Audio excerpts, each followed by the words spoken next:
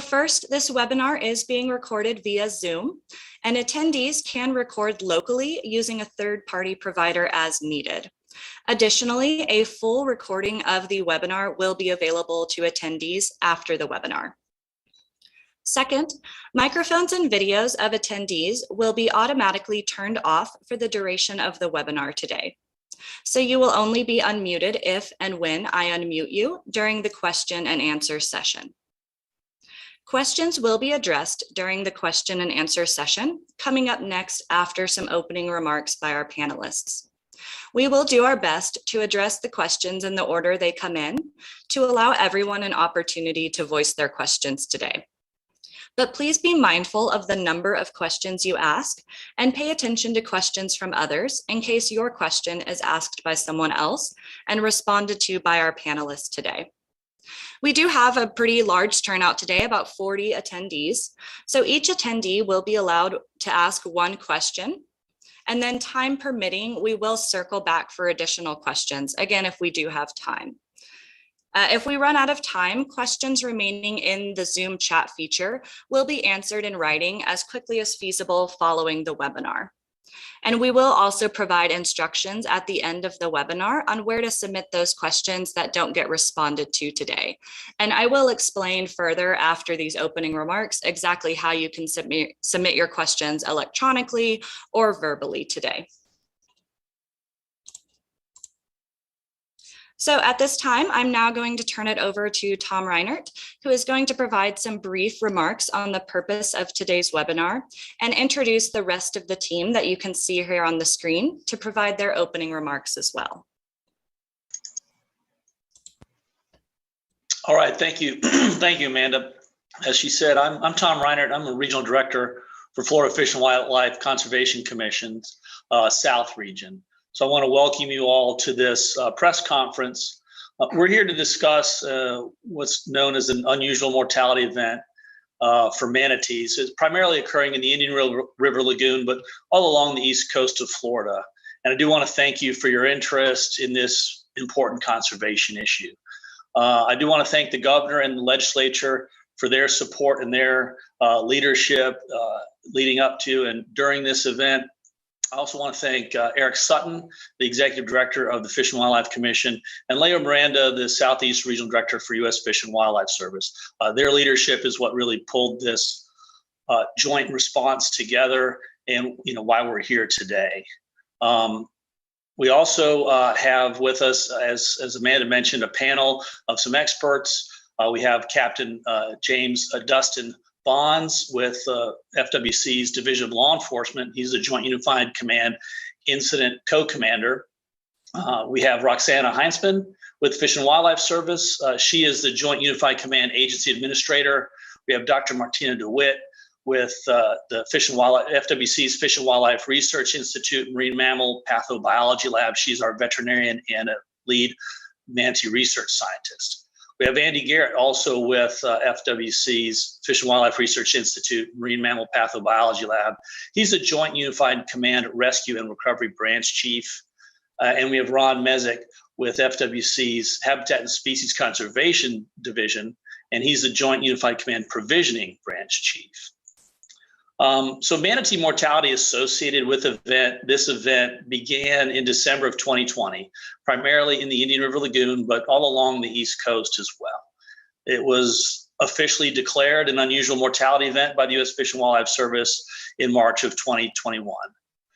Because we expect mortalities to continue into this winter, a unified command using the incident command system was established.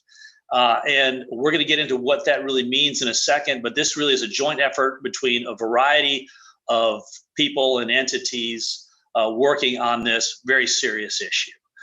It's unified command because it is jointly led by the U.S. Fish and Wildlife Service and the Florida Fish and Wildlife Conservation Commission.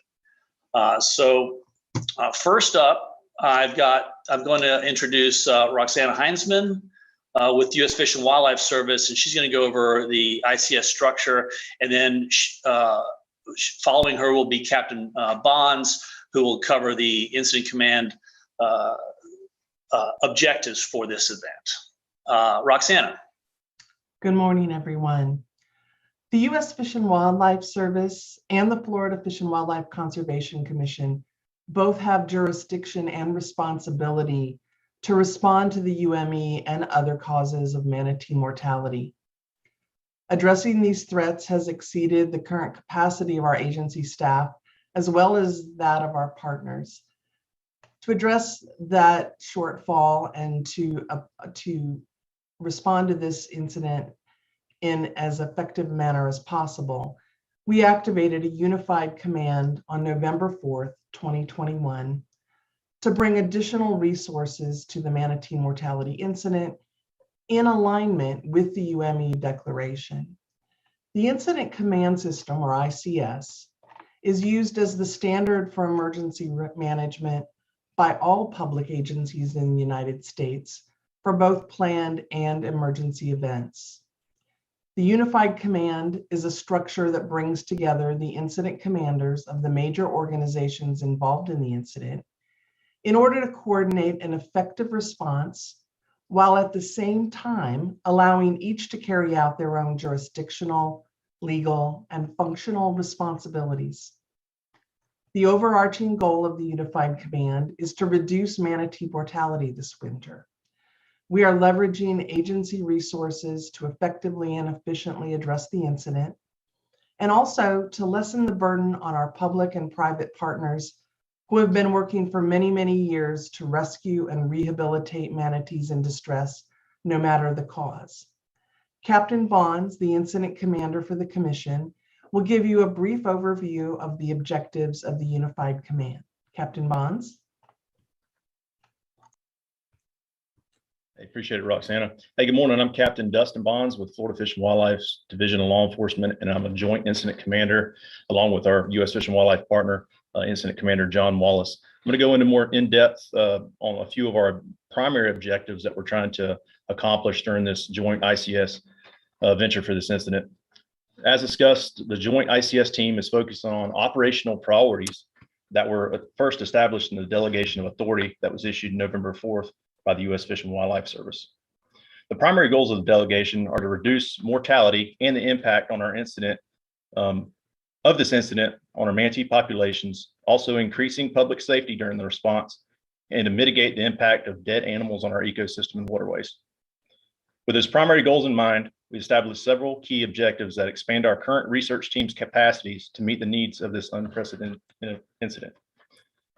Manatee response, led by Andy Garrett and Teresa Callison, have been partners on this historic effort for decades, and they include manatee rescue, health assessments, and relocation. So we're providing extra personnel and equipment to assist these experts in expanding their capacities in manatee response. In an effort to reduce the impact on our waterways and ecosystems, carcass recovery and removal has become a high priority. Vessel teams from the FWC have expanded and are established from Nassau County all the way to Key West, Florida. And we're also providing a more timely response on the water to remove these dead animals. U.S. Fish and Wildlife has provided personnel and vehicles for carcass trailering to take the carcasses from the waterway to removal sites across the state. Manatee Rescue and Rehabilitation Partnership, we refer to it as our MRP. You may hear that more today. Our ICS team is expanding our MRP capacity to take in more animals and also helping the coordination and other logistical needs with personnel and equipment to move the manatees and to expand the facility's capabilities more so than they currently have. Our temporary field response station in Brevard County, we are providing our experts on site with logistical support and providing them the needs that they need to effectively get the food and other things they need there at that site. Also, a big effort with the ICS has been to put together a joint communications team to help provide accurate information internally, but also externally to the public and our stakeholders in a timely manner that's accurate and consistent with what's happening on the ground. And to end with, our maritime law enforcement patrols have expanded to meet this incident as well. The east coast of Florida has many manatee protection zones that are established to protect animals in areas that have increased threats from watercraft strikes. We have moved assets and personnel from our west coast to bolster our efforts on the water to protect the manatees in those zones. So, Tom? Thank you, Captain and Roxanne. Appreciate that information. I'm now going to go over to Dr. Martina DeWitt in our Marine Mammal Pathobiology Lab. She's our lead veterinarian for this event. Martina. Hi, thank you all for joining. I'm going to give a very brief update on the investigation of this event on the Atlantic coast that started in December 2020 and is ongoing. The cause is starvation due to lack of forage in the Indian River Lagoon. And the Indian River Lagoon is basically a capital for manatees on the Atlantic coast. Most manatees on this coast will spend a portion of the year in this lagoon. They migrate north and south with the seasons, and this is why this event affects manatees all along this coast. I talked to many of you last year, and we discussed that this is an unprecedented event, and starvation is a chronic condition, and impacts on health can be long-lasting, even when manatees survive. So far, the peak of this event with most mortalities was last winter and spring. And this is a time, or it was early spring, this is a time when manatees are challenged with suboptimal temperatures. And they're also more restricted in their movements because they have to stay close to their warm water sites and cannot venture out to seek forage. Mortality numbers slowed down over the summer, but we still found evidence and findings of starvation in some manatees. We also found during the summer that hundreds of manatees continued to use the IRL. Likely, many did not have great nutritional options here. So as we enter winter, there is great concern for many of these animals entering the season in suboptimal condition. And we've already documented carcasses with advanced findings of tissue atrophy indicative of starvation. Moving forward, we will continue to investigate manatee health through necropsies. I'm also in close contact with the vets from rehabilitation facilities to relay the findings we have from carcasses to help them in their treatment of manatees that are in critical care. We use a subsampling approach of carcasses with detailed assessment and sample and data collection. But every carcass, no matter the level of examination, is documented and undergoes our rigid QA/QC in the manatee mortality database. And next, some of my colleagues will explain more about some of our response efforts.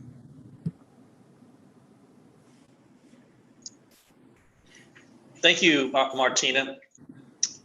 So I saw that there was a couple of people may have had difficulty hearing Martina. I didn't have any problem on my end, so the video transcript should help you out with that if you had problems hearing Martina. Next, I'm going to go to Ron Mezek with FWC's Habitat and Species Conservation Division. He's also the lead provisioning agent officer for the Unified Command. And what Martina touched on with the starvation issue, Ron's going to get into a little bit about that. Ron? Good morning. I'm Ron Mezek. I'll be providing the updates on supplemental feeding trial and FWC's habitat restoration efforts. Just to get everyone on the same page, the temporary field response station has been established and has been staffed for the last several weeks. We do have produce in the form of lettuce on site, and it's being offered daily to manatees. The supplemental feeding trial of this type in an aquatic system hasn't been done before, so we don't have a template to follow. And so it's a learning process for us. We are, adapting daily, trying different techniques and methods often to try and address, getting food to manatees. Along with this, the agency is also undertaking a number of habitat restoration projects that we believe will benefit manatees and the Indian River Lagoon.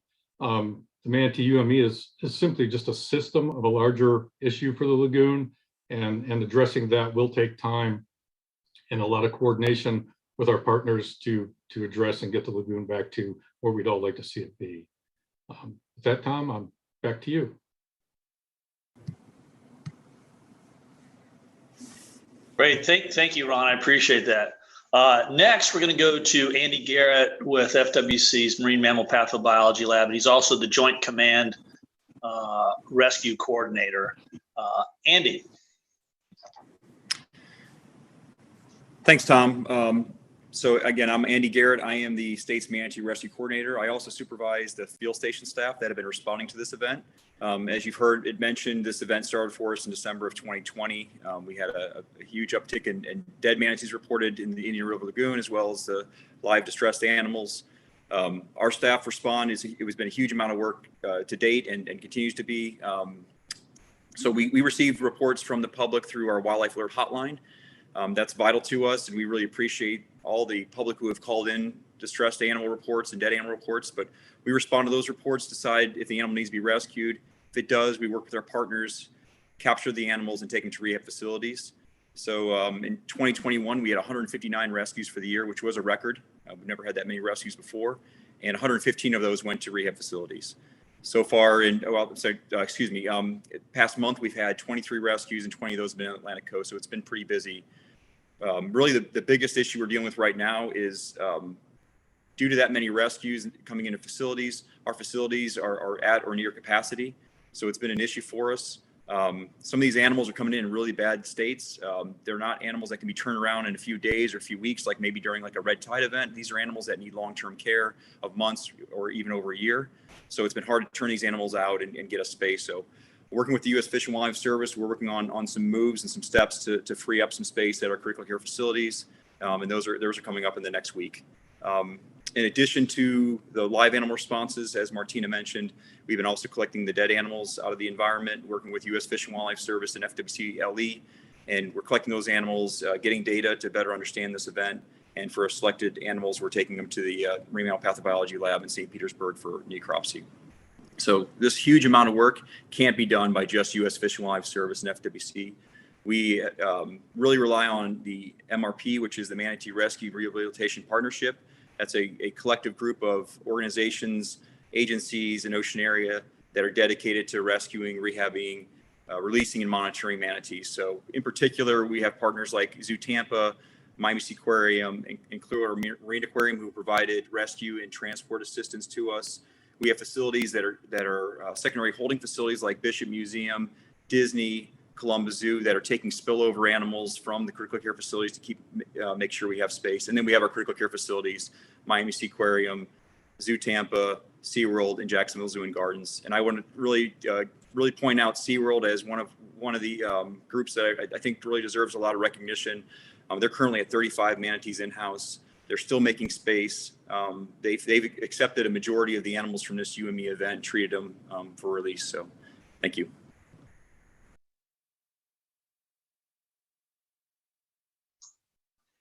Thank you, Andy. I appreciate that update on the MRP and our rescue efforts.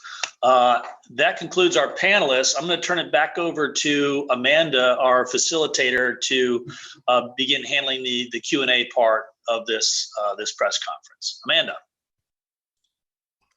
Excellent. Thank you, Tom. As Tom just said, we are now going to begin our question and answer session. So I've shared my screen because we're going to go over some quick instructions here, just letting everyone know exactly how they can submit questions today. So I will first go over instructions for how to submit a question if you are using the Zoom web platform or Zoom app. And then I will go over instructions for any phone callers we have today who would like to ask a question as well. So at this time, if you have a question that you would like to ask verbally, please access the raise hand feature, which I see a couple have done already, which is located at the bottom of your Zoom screen. I will then unmute you so that you can ask your question, and one of our panelists will then respond to your question verbally. We will try to call on attendees in the order that we see hands raised, but please note that there may be a pause between asking your question and a panelist responding to your question. If you have a question that you would like to ask electronically, please go ahead and click on that chat icon located at the bottom of your Zoom screen.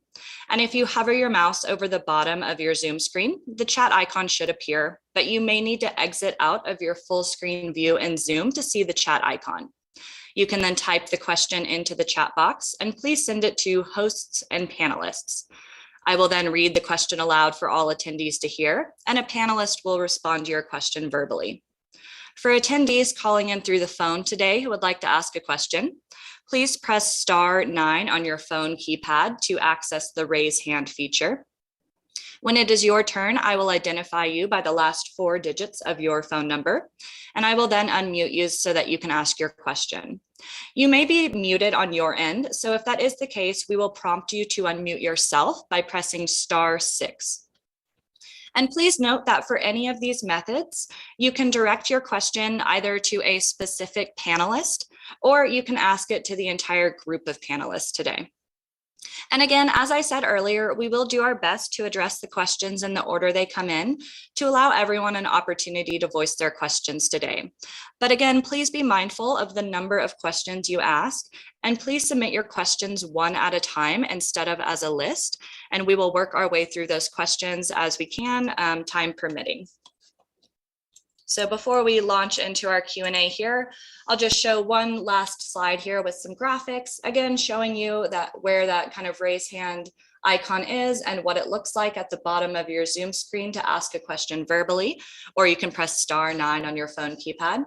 Or to submit a question electronically, please go ahead and click on the chat icon located at the bottom of your Zoom screen. So we have already received one question via chat, so I'll go to that question quickly before we move on to our raised hands here. And again, I'll just kind of toggle back and forth, letting everyone know when we're going to accept verbal questions and then when we'll switch over to those chat questions. So we do have our first question from Jack Renaud, which was directed towards Martine, but we're going to have Andy Garrett answer this question. So the question is, how much rehabilitation capacity is there? Do you have enough? And is there any situation where you don't have rehabilitation space for rescued animals? So I will stop my screen share here and let Andy respond to that question. So it's kind of a moving gauge for us.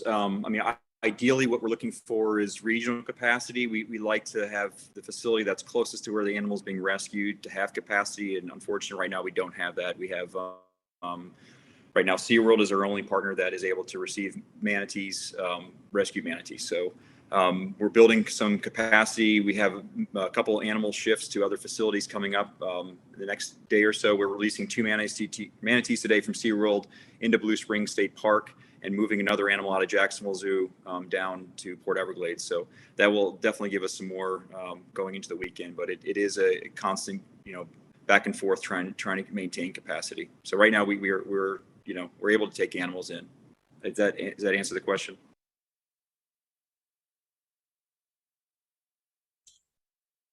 Great, thank you, Andy. And if anybody has any follow-up on their question, you can send it in that chat feature. But at this time, we're just gonna kind of work our way through questions as we receive them. I did get a message just now from Jack. Looks like that did answer the question. So at this time, we're now going to move on to our phone callers. So let's see, the first raised hand I have is from Greg Allen. So Greg, I'm going to hit the allow you to talk button and ask you to unmute so that you can ask your question. There we go. Yeah, this would be for Ron. Ron, can you give us some details on the feeding process? I mean, specifically, I'm kind of curious when it began.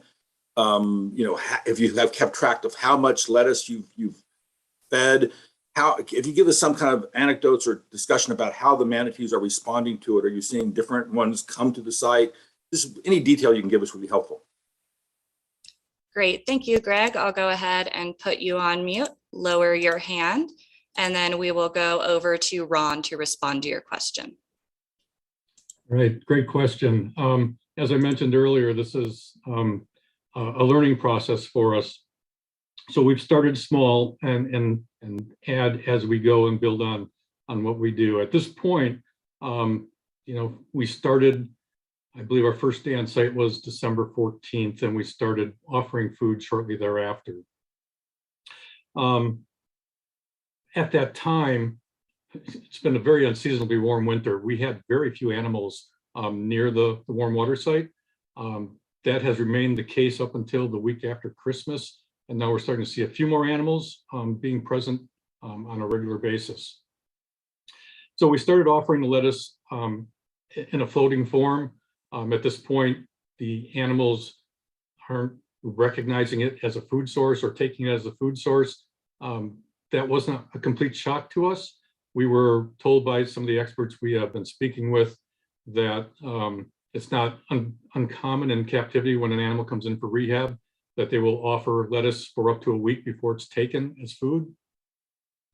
So, and that's, in a situation where they're offering food daily, all day long, and we don't have that option in the wild. So we are presented with animals when they present themselves. We don't always see the same animals on a regular basis. So it's a challenge for us. But as we adapt, we are offering the lettuce in different forms, not only floating, but in the water column and submerged. We're offering at different locations, and we continue to adapt.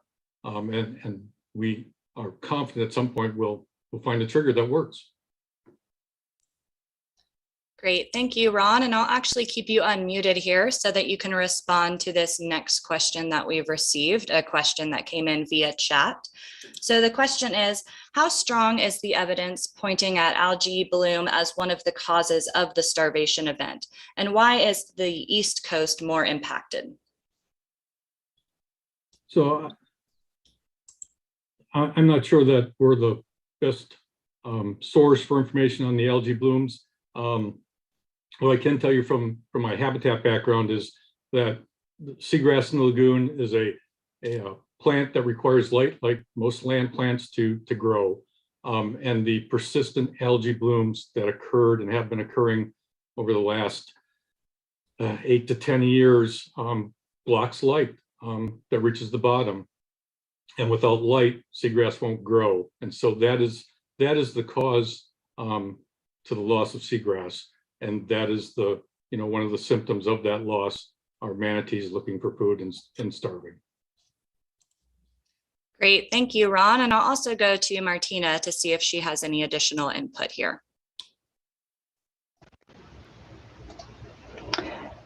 I think Ron covered the basics. I can explain more about starvation, but the real issue is there is no seagrass or any alternative vegetation for that matter, like macroalgae. In the summer, manatees can find some alternatives, but a lot of the lagoon looks like a desert. So you do not have any food resources. That's why we're seeing these problems of manatees starving to death. Great, thank you, Martina and Ron, for those responses. We'll now switch back over to our phone callers here. So let's see, the next raised hand that I see is David Fleschler. So David, I'm going to allow you to talk and ask you to unmute here. Okay, thank you. So how many manatees do you know have actually eaten the food that you're offering? Have any? Great, thank you, David, for that response. I'll go ahead and put you on mute and lower your hand. And it looks like Ron is going to respond to that question as well. Sure. So at this point in time, we have not documented animals foraging on the lettuce. I will say that we are not present at all locations at all times to verify that. So, we do come back at times and not everything we provided is there, but we have not documented an animal actually feeding yet. Great, thank you, Ron, for that response. We'll continue to work our way through our raised hands here before we switch back over to our chat questions. So let's see, the next question or raised hand that we have is from Max Chesney. So Max, I'll go ahead and allow you to talk and ask you to unmute here. There we go. Hey, good morning, all. Thanks for having us today. I have a question for Andy Garrett. Andy, you mentioned that last year was a record year for manatee rescues at 159. I was wondering if you have a total number on how many of those were called in initially by the public. I don't have that number for you. I will tell you that we receive thousands of public calls, throughout the year statewide. Some of those are just people citing animals. Some are people calling what they think is an injured or distressed animal, and it ends up being just a natural behavior like mating behavior. And then some do end up resulting in rescues. But I don't have the exact number for the number of animals or number of calls specifically, but it's in the thousands of public calls. Great. Thank you, Andy, for that response. We'll go ahead and move on, let's see, to our next raised hand, who is Jack Raynaud. So Jack, I'm going to go ahead and allow you to talk and ask you to unmute here. Thanks very much. Can you hear me okay? Yes, we can. Okay. Just a quick statistical thing. Andy said 23 rescues, 20 on the Atlantic coast. Is that this year, calendar year, or this season? And then do we have any, and where can I find the updated mortality statistics for this calendar year or this season? Great. Thank you, Jack, for that question. So Andy, we can go back to you on that. So the 23 was for the past month. I believe it went from like December 11th to January 11th. So that's where that stat came from. But we do have our rescue mortality information being updated weekly on our FWC site. Great. Thank you, Andy. And I'll also go to Martina to provide some additional input on that response. Yeah, same as the rescue data, the mortality data are updated weekly on our website. In short, if you compare where we are now compared to where we were last winter, the number of cases of mortality of carcasses is about half. And we believe that is because what Ron already mentioned is that we had an unseasonably warm winter so far. But as temperatures are going to drop, we expect those numbers to increase. Great. Thank you, Martina and Andy. We're going to work our way through these other 4 raised hands that I see now before we go back to those chat questions. So it looks like our next raised hand is Amy Green. So Amy, I'm going to allow you to talk and ask you to unmute. There we go. Hey there. Can you hear me? Yes, we can. Okay, so I was curious about the process for the wildlife agencies deciding on lettuce and where to position the lettuce for the supplemental feedings, and why the wildlife agencies didn't decide to feed water hyacinth or hydrilla. I was curious about whether the manatees are not taking the lettuce because, again, that's not recognized as a food source by wild manatees. Excellent. Thank you, Amy. I'll go ahead and put you on mute here, and we will go to Ron to respond to your questions. So, and that's a really good question. And we did have long discussions on what best to provide as food sources. And we haven't gotten to a point where we won't consider all potential food sources, but initially there are some things that made native or non-native vegetation from another area less desirable. A couple of those are that logistically harvesting and transporting vegetation from a distance provides some challenges. One, it takes time and effort, and the product that we get on site will have to be cleaned. If it's taken from another water body, it comes with sediments, organisms that we don't want to introduce to the Indian River Lagoon. That product also comes in what we call wet weight. It's a product taken right from the water, and if you pile it on top of one another and haul it in a truck here, the product we get is not always desirable to use as food.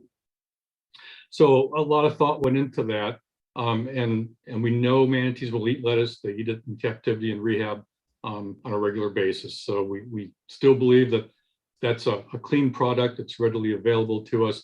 We can store it. The lifespan of lettuce in storage is greater than what we think we would get from a native or invasive species that is brought to the site.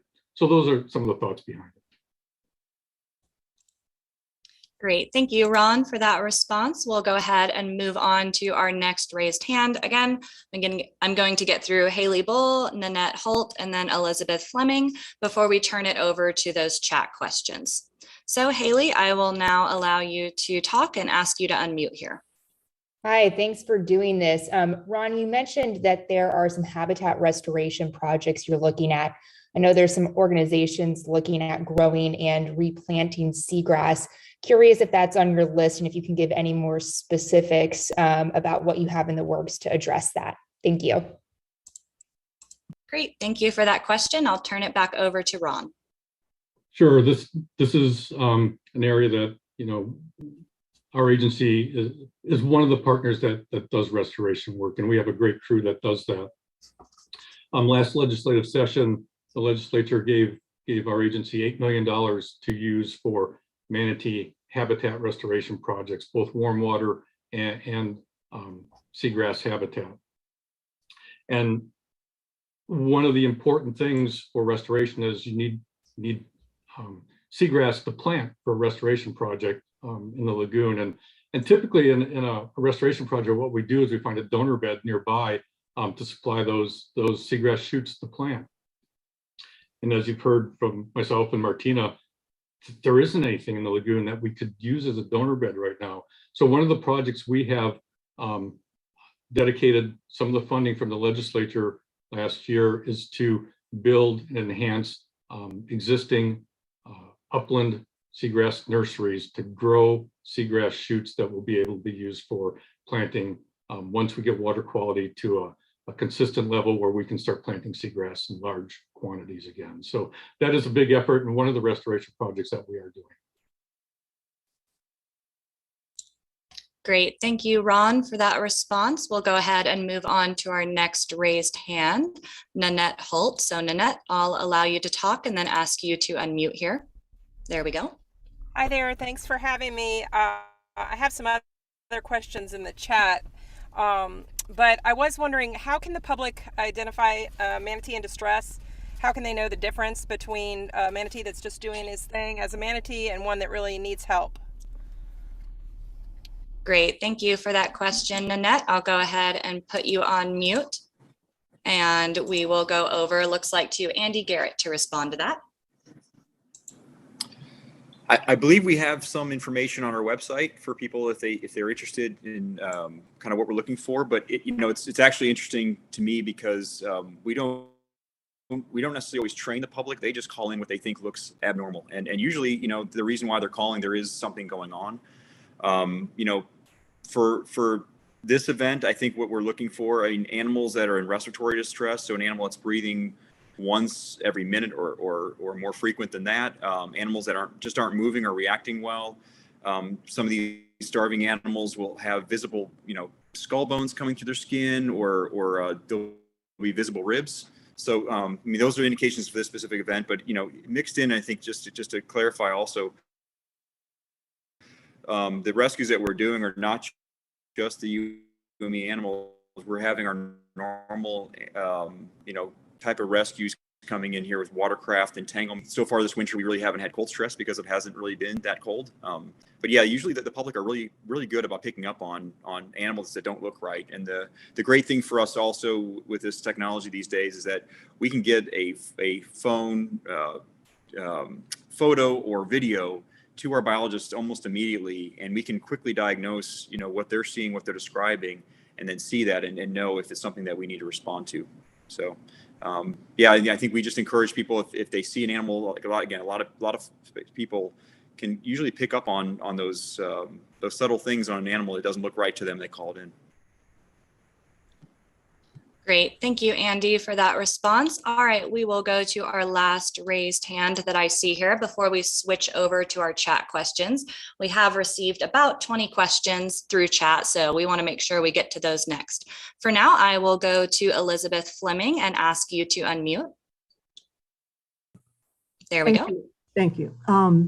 First of all, I just want to acknowledge all of the very, very hard work that the U.S. Fish and Wildlife Service, the Florida Fish and Wildlife Conservation Commission, and all the partners are doing to document, rescue, rehabilitate, convey information, and just as horrible as this situation is and as shocking as it has been to all of us, it would be so much worse if it weren't for hundreds of people coming together to address it. So I just want to acknowledge that.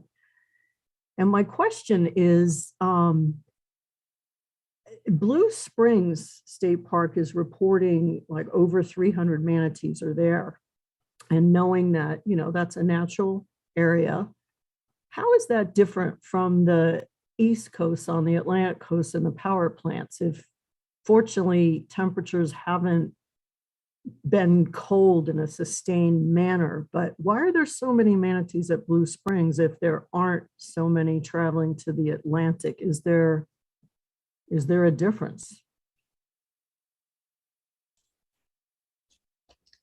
Great. Thank you, Elizabeth, for your question. I'll go ahead and put you on mute and lower your hand. And it looks like Andy Garrett is also going to respond to that question.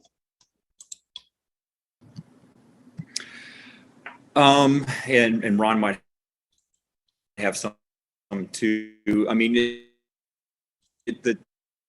Oh, you're cutting out a little bit, Andy, so I'm going to just stop your video and see. There we go. That's fine.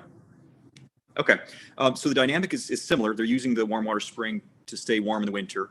I think that the river temperature in the St. Johns River actually, I don't know if it's because it's fresh water, it does get cold and animals react maybe a little faster than some of the areas along the coast. But yeah, those hundreds of animals are using that warm water the same way. Does that answer your question, or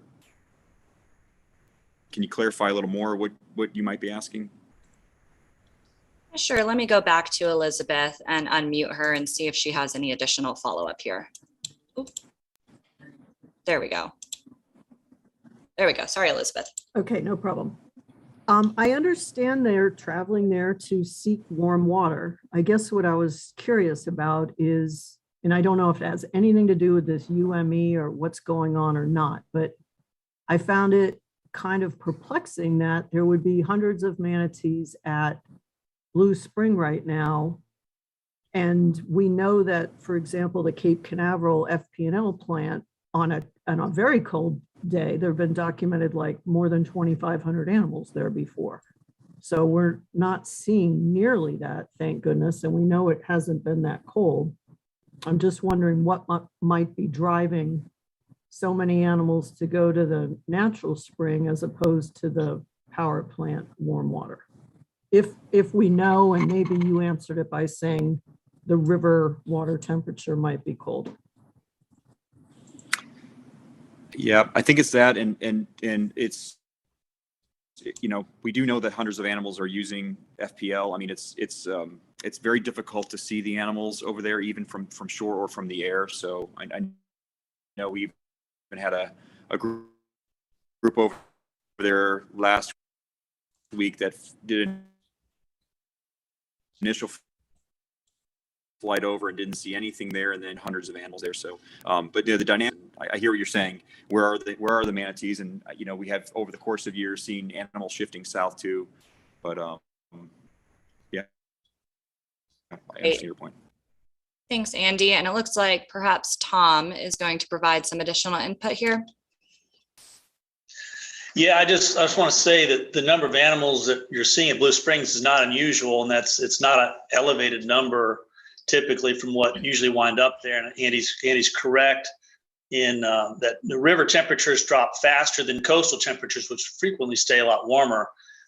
So in the population of manatees that's in the St. Johns, they tend to stay there, and so they've got their unique behavior, and that's what's happening in Blue Spring. On the East Coast, again, unseasonably warm water has allowed manatees to stay dispersed until now. And I think we've got an aerial survey actually flying on Friday. So that's one thing I'm glad Andy mentioned that, because we've increased the number of aerial surveys that we're doing on the East Coast to look at manatee distribution. And so we're trying to track that very carefully.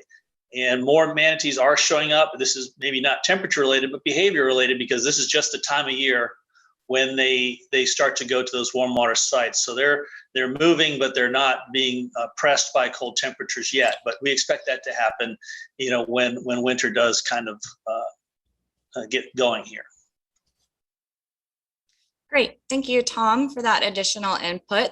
So at this time, we are going to move on to our chat questions. So our chat question that is up next is, the legislature provided an extra $8 million last year for this response. What specifically has FWC spent that money on, or what does it plan to spend that money on? And we will go to Ron to respond to that question. So at this time, we have identified 7 projects to allocate that $8 million towards. An important thing to remember about these projects is they're very large. They require engineering, permitting, and so it takes some time to get those projects underway. And we're working closely with partners. We've identified the 7 projects. 5 of those will be in permitting, and we hope those permits will be gotten by the summer of 2022. There's always potential for delays for one reason or another. 2 of the projects, both Springs projects that are restoration projects, we hope to have underway this coming spring.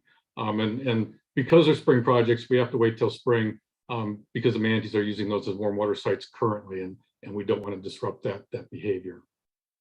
So that's kind of where we are. If any of the projects that we've identified fall through for one reason or another, we do have a supplemental list that we can move up a project to fill that gap. But we have 5 years to encumber those funds, and we are trying to do that as quickly as possible and get the projects underway and completed.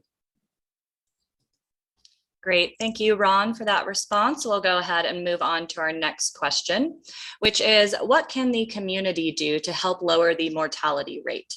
And I will go back to Tom to respond to that one. Thank you, and that's a great question. And we do have on our webpage ways that you can help the manatees. That's under our manatee rescue and mortality response under UMEs. But in general, when you're out on the water, pay attention to slow speed zones and obey those speed zones. Wear polarized sunglasses so you can see manatees better, and have someone be on the lookout. Those are things that, on the water people can do to avoid hitting manatees, which, again, watercraft is still a major cause of more injury and mortality for manatees. But specifically what we were discussing earlier, if you see a manatee that you think is in distress or injured, then call our 888-404-3922. That's our wildlife alert hotline, and get your concerns to our dispatch center, and they'll get it to our biologists, and they'll reach back out to you and find out what's going on there. So really that's the best way that the public can help. Feeding manatees on your own is still illegal, and I think we're going to address that in a minute. So definitely do not go out and feed manatees. More harm than good can be achieved through that, unfortunately. So again, calling in sick and injured animals to the 888 number is really the best way the public can help. Great. Thank you, Tom, for that response. We'll go ahead and move on to our next questions received here. Hold on while we line that up quickly.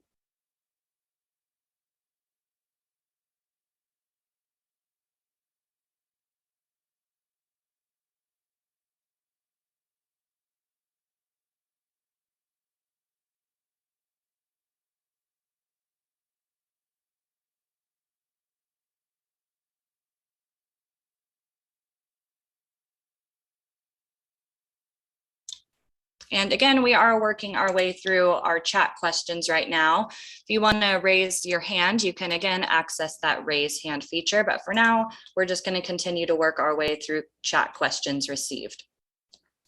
So our next question is, have you seen more turnout? Ooh, hold on really quickly here. Okay, have you seen more turnout at the field response station in Cocoa with temperatures dipping over the last week? And if not, what are the concerns now if they're not showing up? And we will go back to Ron to start off with the response to that. So yes, last week we did start to see an increase in animals at the warm water site, upwards of 150 to 200 animals. But we also see as the weather fluctuates, and that's been overall a good thing that it's been a warm winter, because the more dispersed the animals are, the more options they have to find forage. But as the waters cool off and are sustained at colder levels, we expect those animals to be coming in and staying longer.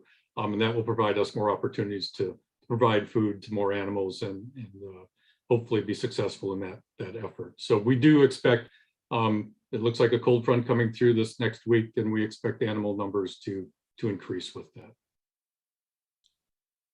Great. Thank you, Ron, for that response. We'll go ahead and move on to our next question, which is, has an ICS ever been set up previously for a wildlife or ecosystem collapse such as this one? And are manatees in the IRL and Brevard showing signs of cold stress?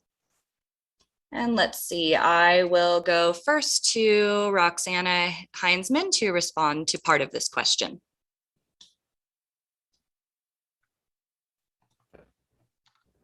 That's a great question. There has been an ICS set up for large wildlife-related events. The most recent that comes to mind is the New World screwworm with key deer down in the in Big Pine Key.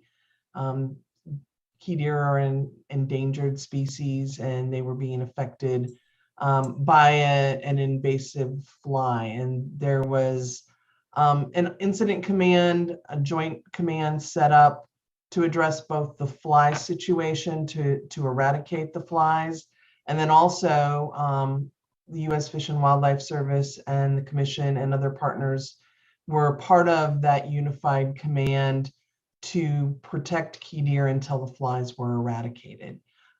Oil spills are another example of when there's a large wildlife component usually involved. And there are others as well, but those are two that come to mind in Florida pretty quickly. Great, thank you, Roxana. And I'll also go to Martina to provide some additional input. Yeah, I will answer the second part of that question, Kevin, regarding cold stress. Since it was a warm winter so far, we have not had many problems with cold stress disease in the Indian River Lagoon. There were the typical cold stress cases further north, such as manatees that have trouble migrating back to Florida from out of state. Otherwise, I think it's still a bit too early, and it's also important to realize that cold stress, it's such a complex disease, and there will likely be a synergy with this starvation. So manatees that normally should not suffer from cold stress like adults are now more susceptible to it because they just do not have the correct metabolism and the correct nutritional state to survive winter. Great, thank you, Martina, for that response. We'll move on to our next question, which looks like a question for Andy Garrett. And the question says, he mentioned 2021 was a record year for manatee rescues at 159. How many of those were called in by the public? But I believe that one might have been asked and answered verbally, but Andy, anything additional you want to add to that? I don't have the exact, I wouldn't be able to give you the exact number, but I mean, a large majority of our rescues result from public or results from public reports. Very rarely is it just like a partner calling an animal in. So I would say, a very large majority of those. Okay. Great. Thank you, Andy, for that additional input. We'll move on to our next question here. We have a few minutes remaining, so we're going to try to get through as many questions as we can here in our time remaining.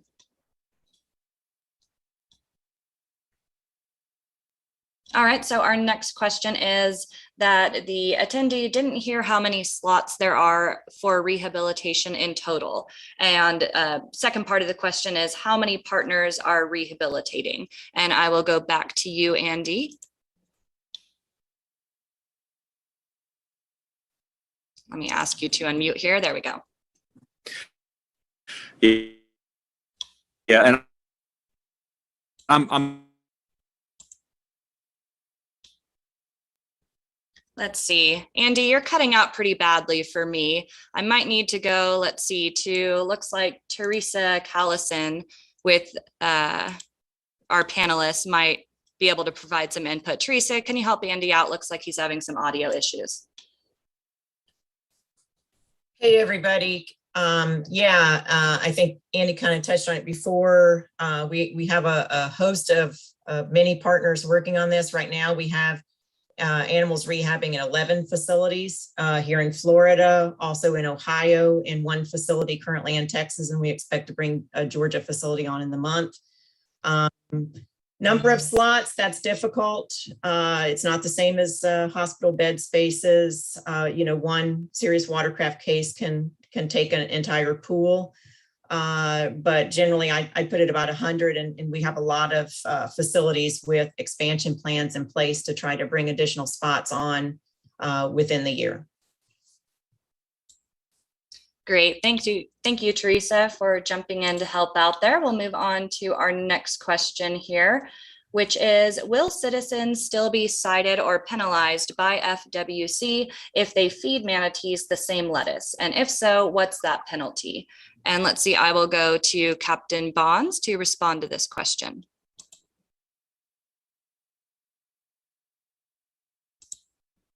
Oh, you're muted here. Hold on really quickly, Captain Bonds. There we go. Is that good? Okay. Yeah, so feeding manatees is a violation of state and federal law. Of course, this incident is unprecedented, like we spoke of earlier. And the first thing public want to try to do is see the visual of feeding the manatees is helping out. And that's probably the worst thing we can do, as we spoke of earlier. So we're really encouraging our stakeholders and citizens to help out in other ways with our MRP support, through purchasing our manatee tags, those types of things. Those are things we could really help bolster our efforts in response to this incident. And again, this is a symptom and a short-term response to a long-term issue with the water quality. So again, violation of state and federal law and pretty stiff penalties. Great, thank you, Captain Bonds. And it looks like, Tom, you also have some additional input on this response. I do, and not on the law enforcement side, but more on what Captain Bonds touched on was how people want to help. And this is a very serious situation. We respect that and understand that. And we'd like to direct their passion in a way that actually will help manatees and not harm them in the long run. The public trying to hand feed manatees really has a more negative impact in the long run. And I would direct them to the Fish and Wildlife Foundation of Florida.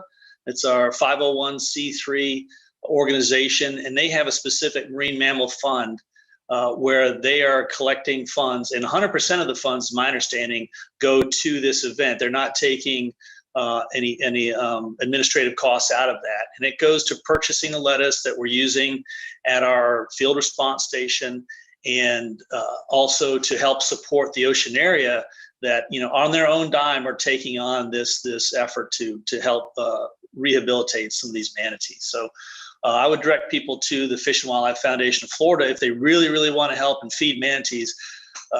Use your dollars and not heads of romaine lettuce. So that will be the most effective way to help manatees.